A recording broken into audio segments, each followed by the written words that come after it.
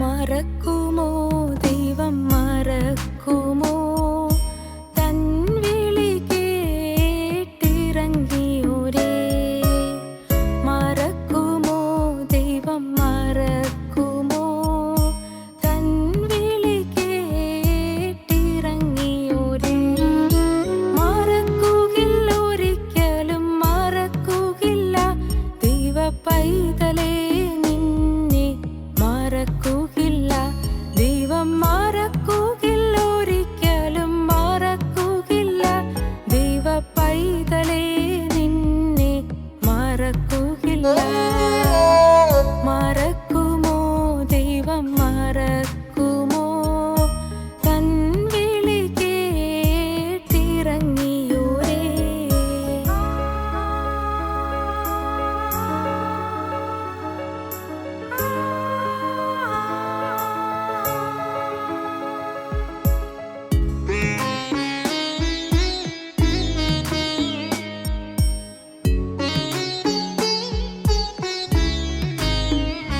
നിൻ വഴി തടഞ്ഞിടും ചെങ്കടലിനെ മോശയെപ്പോൾ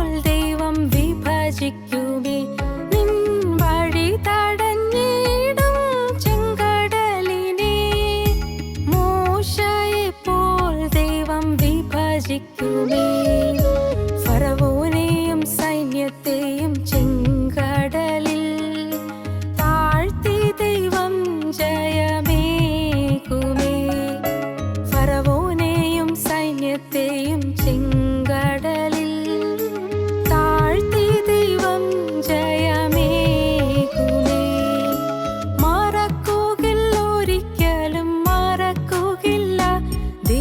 പൈതലേ നിന്നെ മറക്കുകില്ല ദൈവം മറക്കുകില്ല ഒരിക്കലും മറക്കുകില്ല ദൈവ പൈതലേ നിന്നെ മറക്കുകില്ല മറക്കുമോ ദൈവം മറക്കുമോ തൻ വിളി കേട്ടിറങ്ങിയോരേ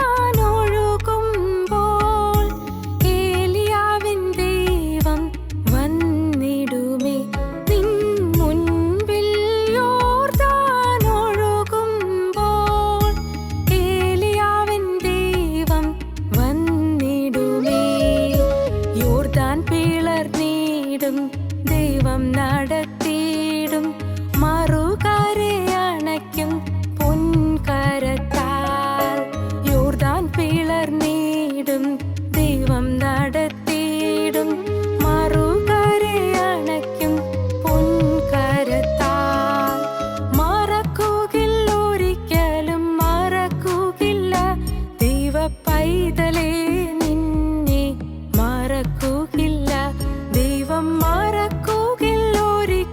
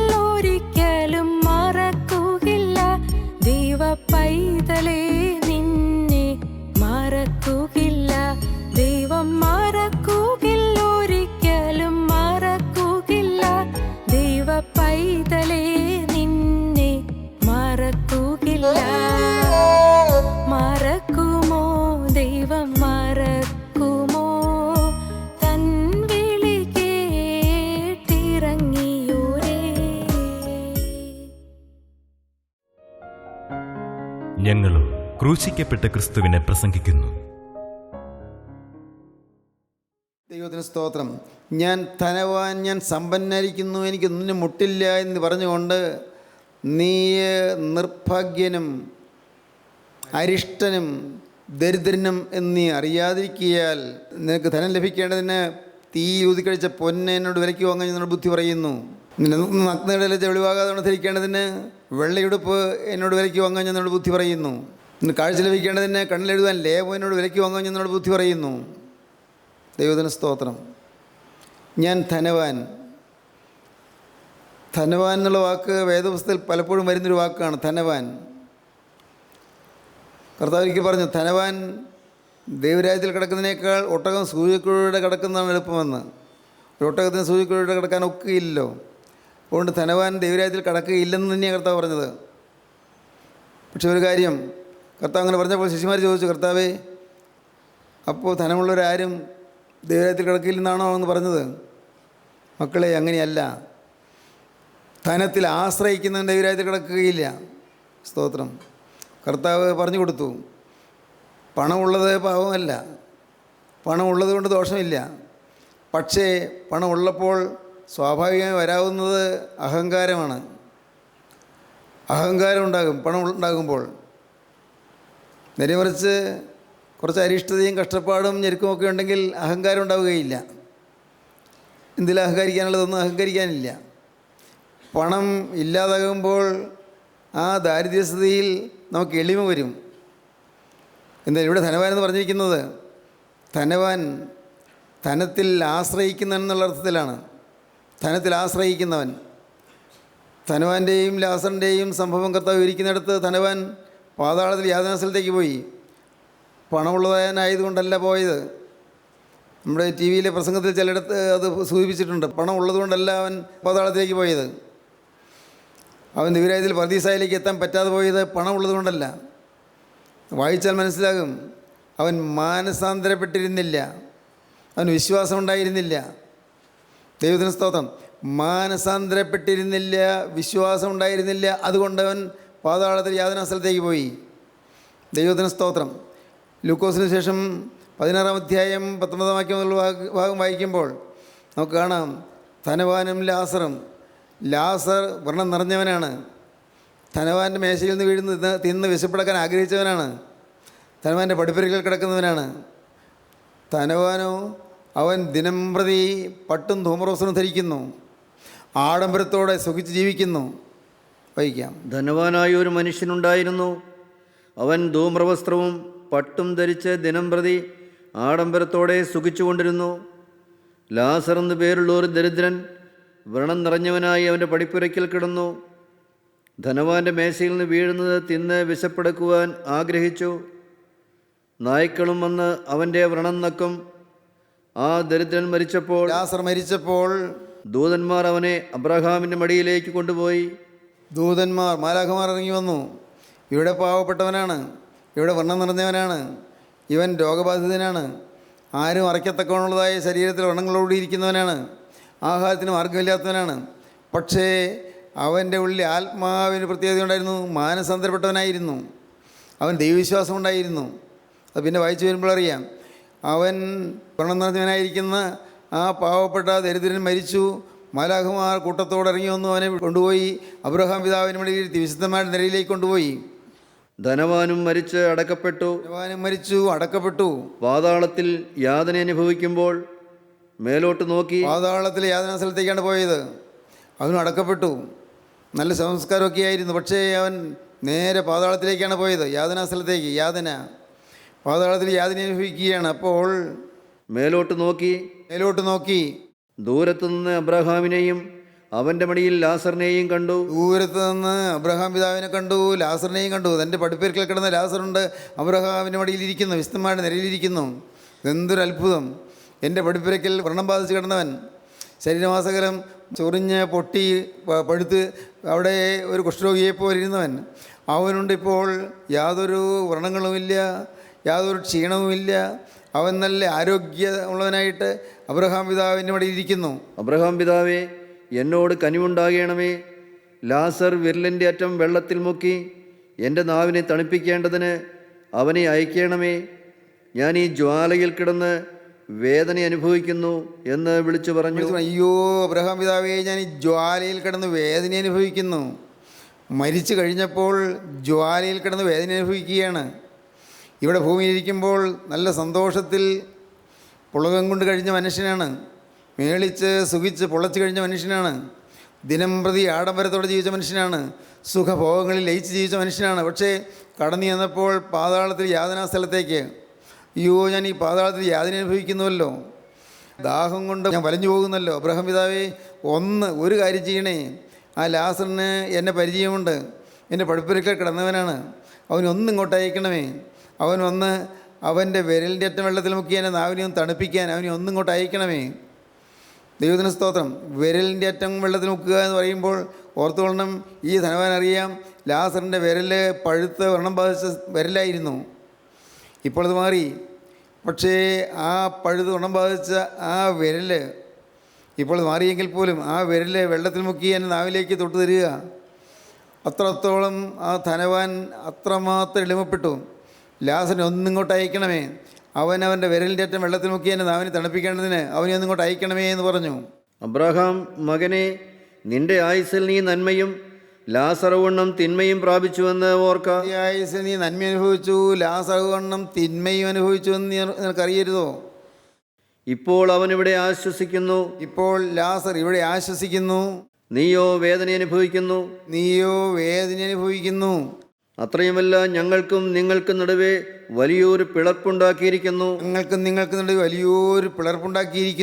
ഇവിടെ നിന്ന് നിങ്ങളുടെ അടുക്കൽ കടന്നു വരുവാൻ ഇച്ഛിക്കുന്നവർക്ക് കഴിവില്ല. പർദീസായിൽ നിന്ന് പാതാളത്തെ സ്ഥലത്തേക്ക് കടന്നു വരാൻ സാധ്യമല്ല. അവിടെ നിന്ന് ഇങ്ങോട്ട് വരാൻ സാധ്യമല്ല. കാരണം വലിയൊരു പിളർപ്പുണ്ട് ഇടയ്ക്ക്. അവിടെ നിന്ന് ഞങ്ങളുടെ അടുക്കൽ കടന്നു വരുവാനും പാടില്ല എന്ന് പറഞ്ഞു. അവിടെ നിന്ന് പാതാളത്തിൽ നിന്ന് പർദീസായിലേക്ക് കടന്നു വരുവാനും സാധ്യമല്ല എന്ന് പറഞ്ഞു. അതിനെ അവൻ, എന്നാൽ പിതാവേ, അവനെ എൻ്റെ അപ്പൻ്റെ വീട്ടിൽ അയക്കണമെന്ന് ഞാൻ അപേക്ഷിക്കുന്നു. എനിക്ക് 5 സഹോദരന്മാരുണ്ട്. അവരും ഈ യാതനാ സ്ഥലത്ത് വരാതിരിപ്പാൻ അവൻ അവരോട് സാക്ഷ്യം പറയട്ടെ എന്ന് പറഞ്ഞു.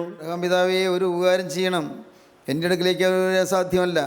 എൻ്റെ കാര്യം നഷ്ടപ്പെട്ടു. ഇനി പ്രതീക്ഷിക്കുകയില്ല. എന്നാൽ ഇപ്പോൾ ഭൂമിയിൽ എൻ്റെ 5 സഹോദരന്മാർ ജീവിച്ചിരിപ്പുണ്ട്. എന്നെപ്പോലെ തന്നെയുള്ളവരാണ്. അവരും ഈ യാതനാ സ്ഥലത്ത് വരും. കാരണം ഞാൻ ഈ യാതനാ സ്ഥലത്തേക്ക് വന്നല്ലോ. ഞാൻ അറിഞ്ഞിരുന്നില്ല യാതനാ സ്ഥലത്തേക്കാണ് പോകുന്നതെന്ന്. അതൊന്നും ചിന്താവിഷയമായിരുന്നില്ല. എൻ്റെ സഹോദരന്മാർക്ക് 5 പേർക്കും ആ ചിന്താവിഷയമായിട്ടില്ല. മരണശേഷം എന്തായെന്നുള്ള ചിന്താവിഷയമായിട്ടില്ല. അതുകൊണ്ട് മരിച്ച ലാസറൊന്ന് ഭൂമിയിലേക്ക് ചെന്ന് എൻ്റെ 5 സഹോദരന്മാരോടൊരു സാക്ഷ്യം പറയണം. അബ്രഹാം അവനോട്, അവർക്ക് മോശയും പ്രവാചകന്മാരും ഉണ്ടല്ലോ. ഇവരവിടെ ഈ ലാസർ ചെന്ന് സാക്ഷ്യം പറയേണ്ട ആവശ്യമില്ല. അവിടെ അതാത് സമയത്തേക്ക് പ്രവാചകന്മാരെ നിയമിച്ചാക്കിയിട്ടുണ്ടല്ലോ. അവരുടെ വാക്ക് അവർ കേൾക്കട്ടെ എന്ന് പറഞ്ഞു. പ്രവാചകന്മാരുടെ വാക്ക് അവർ കേൾക്കട്ടെ എന്ന് പറഞ്ഞു. അതിനെ അവൻ, അല്ലല്ല അബ്രഹാം പിതാവേ. അങ്ങനെയല്ല പിതാവേ, അങ്ങനെ പറയല്ലേ. അല്ലല്ല അബ്രഹാം പിതാവേ. മരിച്ചവരിൽ നിന്ന് ഒരുത്തൻ എഴുന്നേറ്റ് അവരുടെ അടുക്കൽ ചെന്നുവെങ്കിൽ അവരുടെ അടുക്കൽ ചെന്നുവെങ്കിൽ മാനസാന്തരപ്പെടുമെന്ന് പറഞ്ഞു. മാനസാന്തരപ്പെടും. ഞാൻ മാനസാന്തരപ്പെട്ടില്ലായിരുന്നു. അവർ മാനസാന്തരപ്പെട്ടിട്ടില്ല. അവർക്ക് മാനസാന്തരമില്ല. അതുകൊണ്ട് മരിച്ചവരുന്ന ഒരുത്തൻ ചെന്ന് അവരോട് പറഞ്ഞാൽ അവർ മാനസാന്തരപ്പെടുമെന്ന് പറഞ്ഞു. മാനസാന്തരപ്പെട്ടിരുന്നില്ല. ദൈവത്തിന് സ്തോത്രം. പ്രിയപ്പെട്ടവരെ, ഇത് നിസ്സാരമായി കണക്കാക്കരുത്. മാനസാന്തരം, നമുക്ക് എന്തെല്ലാം നന്മയുണ്ടെന്ന് പറഞ്ഞാലും മാനസാന്തരം കിട്ടുക എന്നുള്ളതൊരു മഹാപുണ്യമാണ്. വലിയൊരു അത്ഭുതമാണ് മാനസാന്തരം. ദൈവത്തിന് സ്തോത്രം. ഞാൻ എൻ്റെ ജീവിതത്തിൽ മാനസാന്തര അനുഭവത്തിലേക്ക് വന്നപ്പോൾ എനിക്ക് വലിയൊരു ആനന്ദാനുഭൂതിയാണ് ഉണ്ടായത്.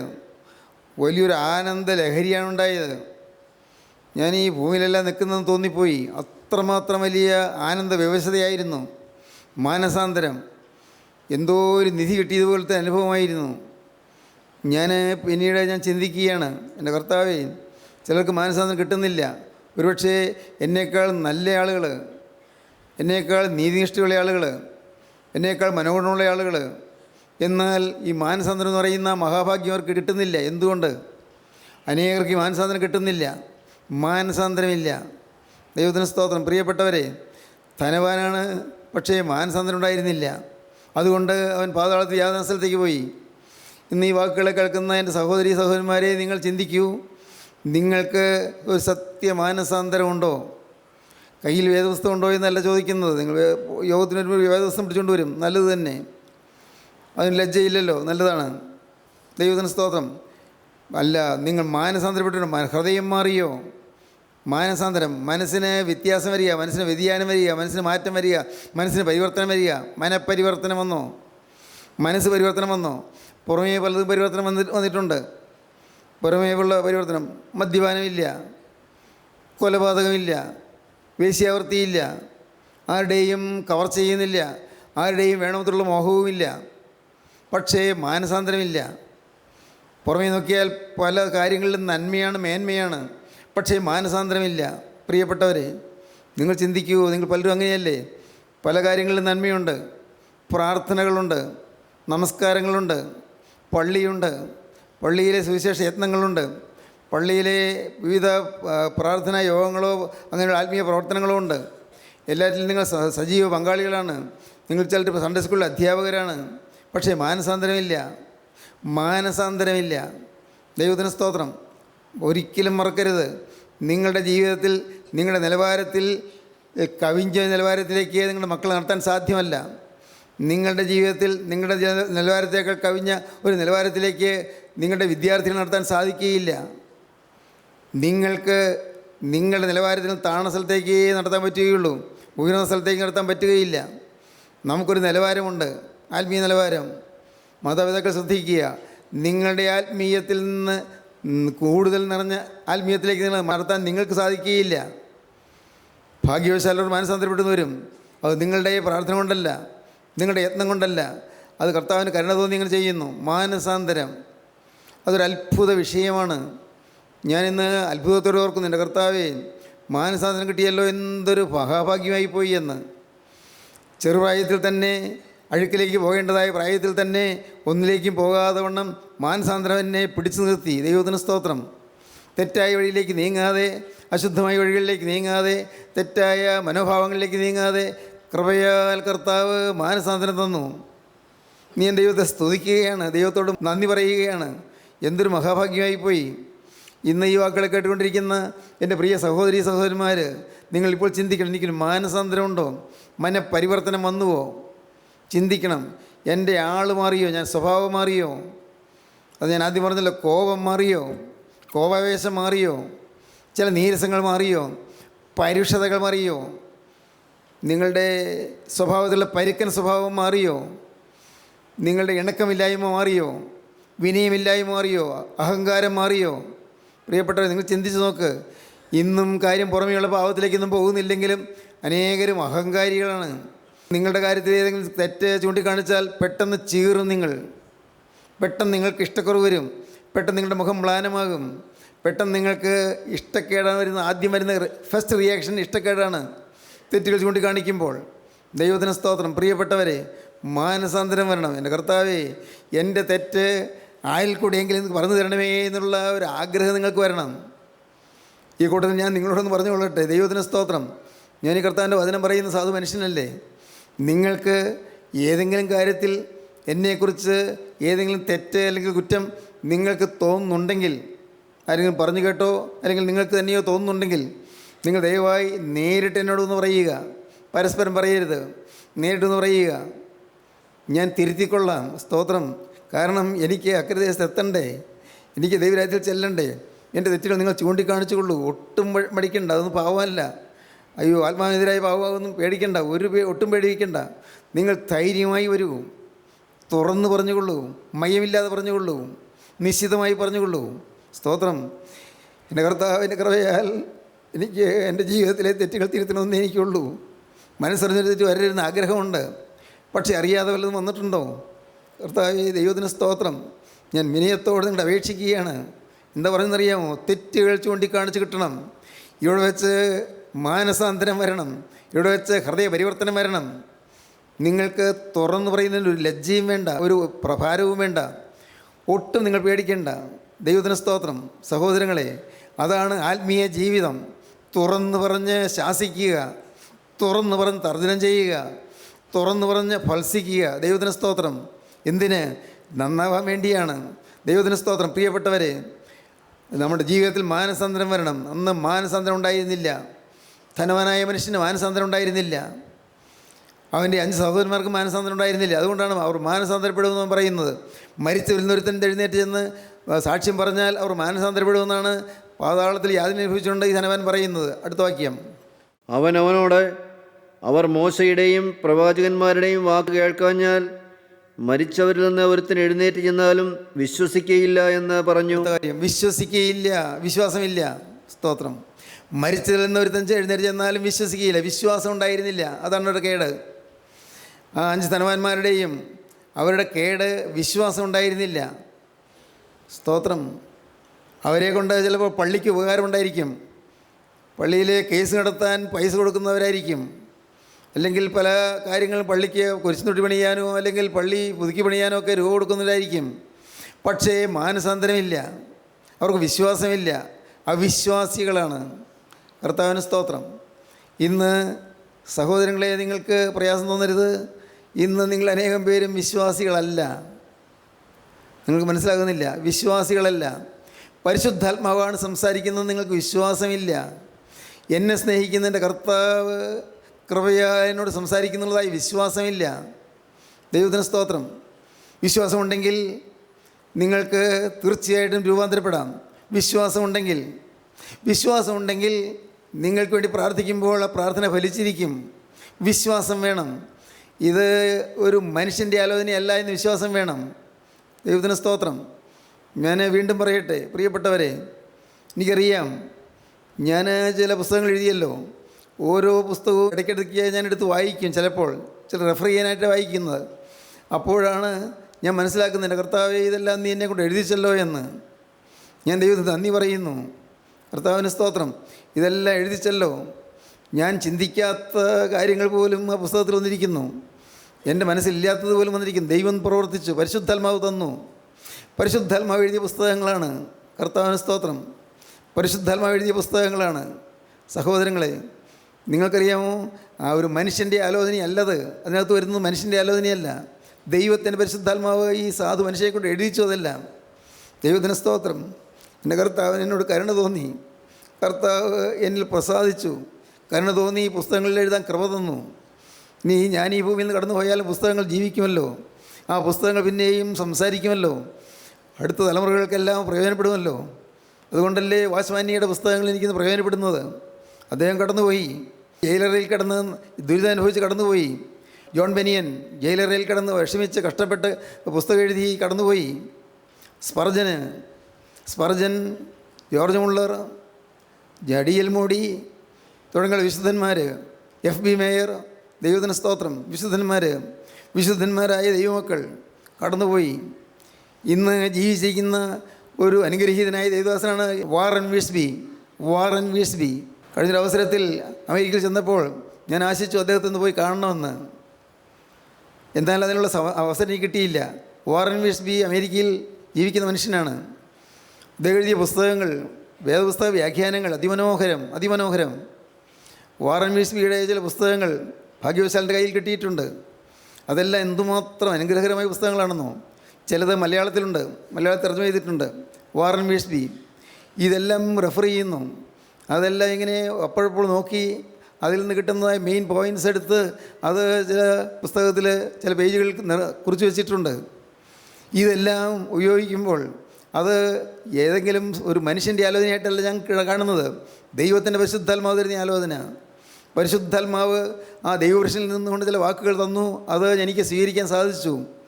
ദൈവത്തിന് സ്തോത്രം. പ്രിയപ്പെട്ടവരെ, ഞാൻ ഇന്ന് നിങ്ങളോട് കൃത്യമായിട്ട് പറയട്ടെ, നിങ്ങൾ മാനസാന്തരപ്പെടണം. നിങ്ങൾ അനുഗ്രഹീതരായിത്തീരണം, വിശ്വാസികളായിത്തീരണം. വിശ്വാസം ഇന്ന് അനേകർക്ക് നഷ്ടപ്പെട്ടിരിക്കുന്നതാണ്. വിശ്വാസമില്ല, വിശ്വാസം നഷ്ടപ്പെട്ടിരിക്കുന്നു. ഏത് കൂട്ടായ്മയിൽ ചെന്നാലും, ഏത് പ്രാദേശിക കൂട്ടായ്മയിൽ ചെന്നാലും കാണുന്നൊരു പ്രത്യേകത, അവിടെ കുറേ അവിശ്വാസികളുണ്ട്.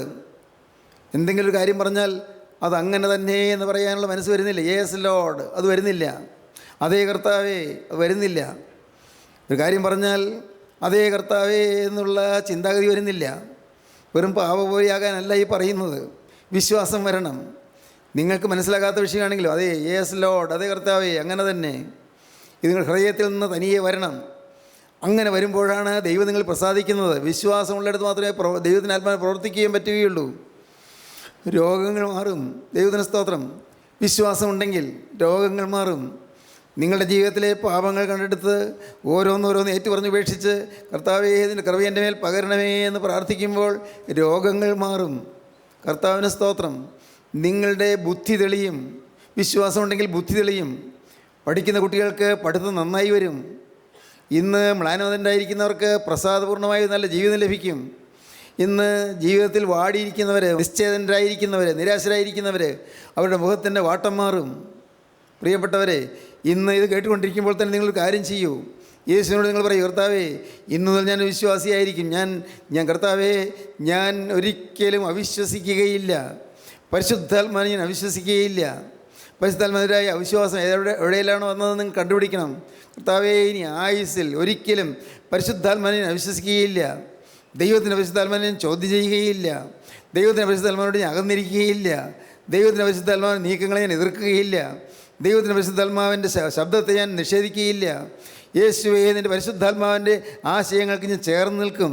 പരിശുദ്ധാത്മാവ് തരുന്ന ആലോചനകൾക്ക് ഞാൻ ചേർന്ന് നിൽക്കും. കർത്താവേ നിൻ്റെ പരിശുദ്ധാത്മാവിനെ ഞാൻ വിനയപ്പെട്ട് നിൽക്കും. കർത്താവേ എനിക്കുന്നൊരു വിശ്വാസം തരണമേ. ദൈവത്തിന് സ്തോത്രം. വിശ്വാസം. കർത്താവേ എനിക്കൊരു മാനസാന്തരം തരണമേ. മാനസാന്തരം.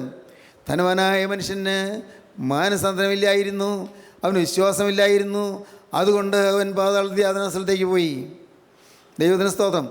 എന്നാൽ ലവോദിക്ക സഭയിലെ ആളുകളെക്കുറിച്ച് കർത്താവ് പറയുന്നു, ഞാൻ ധനവാൻ എന്നാണ് നിങ്ങൾ പറയുന്നത്, എനിക്ക് ഒന്നിനും മുട്ടില്ല എന്നാണ് പറയുന്നത്. ദൈവത്തിന് സ്തോത്രം. ഞാൻ ധനവാൻ, ഞാൻ സമ്പന്നായിരിക്കുന്നു, എനിക്കൊന്നിനും മുട്ടില്ല എന്ന് പറയുന്നു. അനേകരിന്ന് സംതൃപ്തരാണ്, ആത്മീയമായി സംതൃപ്തരാണ്. ആത്മീയമായി സംതൃപ്തരായിരിക്കുന്ന അനേകർ ഇന്ന് ഇത് കേൾക്കുമ്പോൾ നിങ്ങൾ എളിമയോടുകൂടി വിനയപ്പെട്ടുകൊണ്ട് കർത്താവിൻ്റെ സന്നിധിയിൽ ദരിദ്രനെ പോലെ ചെന്ന്, നാഥ ഞാനിതാ അഗതിയെപ്പോലെ ഇതാ വരുന്നു, ഞാൻ അനാഥനെ പോലെ വരുന്നു, ഞാൻ ദരിദ്രനെ പോലെ വരുന്നു. കർത്താവേ നിൻ്റെ തിരുഹൃദയം എൻ്റെ നേരെ മുറിഞ്ഞിരിക്കുന്നത് ഞാൻ കാണുന്നു. ആ തിരുവിലാവ് എൻ്റെ നേരെ തുറന്നിരിക്കുന്നത് ഞാൻ കാണുന്നു. യേശുവേ ഞാനിതാ വരുന്നു. നിൻ്റെ തിരുവിലാവിൽ ഒഴികെ ചോരയാലും നീരിനാലും എൻ്റെ അന്തർദാഹം ശമിപ്പിക്കണമേ. നാഥ എന്നോട് നീ മനസ്സലിയണമേ. ദൈവത്തിന് സ്തോത്രം. ഇന്ന് ഈ വാക്കുകൾ കേട്ട് നിങ്ങൾ കർത്താവിനോട് പറയണം, കർത്താവേ എൻ്റെ ആന്തരിക ദാഹം മാറ്റണമേ, അന്തർദാഹം മാറ്റണമേ. എനിക്ക് എൻ്റെ നോവ് നീ മാറ്റി. ഞാൻ ഭൗതികമായും ആത്മീയമായും അനുഭവിക്കുന്ന നോവുകൾ നീ മാറ്റി, വേദന മാറ്റി, എൻ്റെ ദുഃഖം മാറ്റി, എൻ്റെ നെടുവീർപ്പ് മാറ്റി. എനിക്ക് ആശ്വാസം തരണമേ. എന്നിട്ട് തിരുരക്തത്താൽ എന്നെ ശുദ്ധീകരിക്കണമേ, തിരുരക്തത്താൽ എന്നെ വീണ്ടെടുക്കണമേ. പ്രാർത്ഥിക്കൂ. നമ്മുടെ കർത്താവിൻ്റെ കരങ്ങളിലേക്ക് നിങ്ങൾ കൊടുക്കാം. നമുക്ക് പ്രാർത്ഥിക്കാം. കാരുണ്യവാനേ, മഹാപരിശുദ്ധനായ ഞങ്ങളുടെ സ്വർഗീയ പിതാവേ, ഈ മനോഹരമായ സമയത്തിനായി ഞങ്ങൾ നിന്നെ സ്തുതിക്കുന്നു, ഞങ്ങൾ നിന്നെ സ്തോത്രം ചെയ്യുന്നു. എൻ്റെ മക്കളെ അവിടെ നിന്ന് അനുഗ്രഹിക്കുന്നതിനായി സ്തോത്രം. എല്ലാവരെയും തൃക്കരം നീട്ടി അവിടെ നിന്ന് ആശീർവദിക്കുന്നതിനായി സ്തോത്രം. നിൻ്റെ വചനം ഓരോരുത്തരുടെയും ഹൃദയത്തിൽ കടന്ന് അത്ഭുതം പ്രവർത്തിക്കുന്നതിനായി സ്തോത്രം. അവിടുത്തെ രണ്ടാമത്തെ വരവിൽ പറന്നു വരുന്ന വിശുദ്ധന്മാരുടെ നിലയിൽപ്പാൻ എല്ലാവരെയും യോഗ്യരാക്കി തീർക്കണമേ. യേശു ക്രിസ്തുവിൻ്റെ ജയകരമായ നാമത്തിൽ പ്രാർത്ഥിക്കുന്ന കൃപയോടെ കേൾക്കണമേ. ആമീൻ.